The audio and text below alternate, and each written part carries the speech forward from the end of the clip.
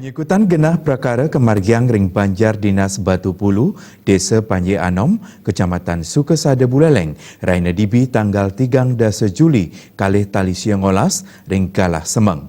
Termohon eksekusi nolak ngelingga tanganin daftar hadir.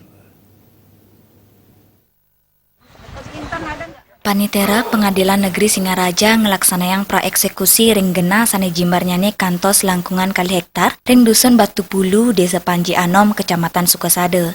Termohon ngicenen untuk ngemargiang penyekutan gena ring carik ipun manutin saking putusan pengadilan. Ring perkara punika termohon nenten sidakake maut saha ring gena punika sane serahinipun kaanggen ketanduran raris keambil alih oleh pemohon.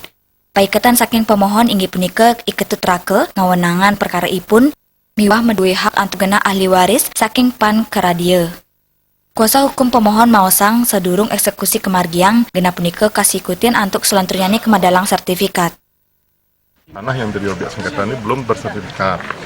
Jadi sebelum dilakukan eksekusi, diadakan pencocokan dulu mengenai luas, batas tanah yang akan dieksekusi.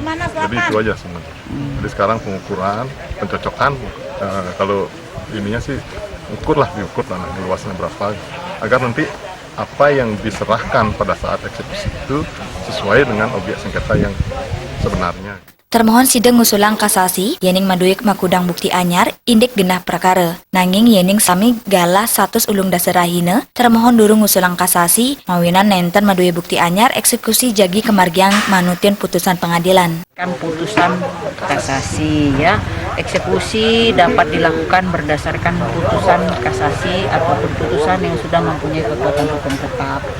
Ada hak-hak dari pihak lawan untuk mengajukan peninjauan kembali ya dengan tenggang waktu 180 hari dari saat pemberitahuan putusan. Yening pemargin eksekusi sampun puput, pengadilan jagi nyukserahan gambar sementara genah punika, majang paiketan pemohon eksekusi mangdesida untuk ngarianang sertifikat.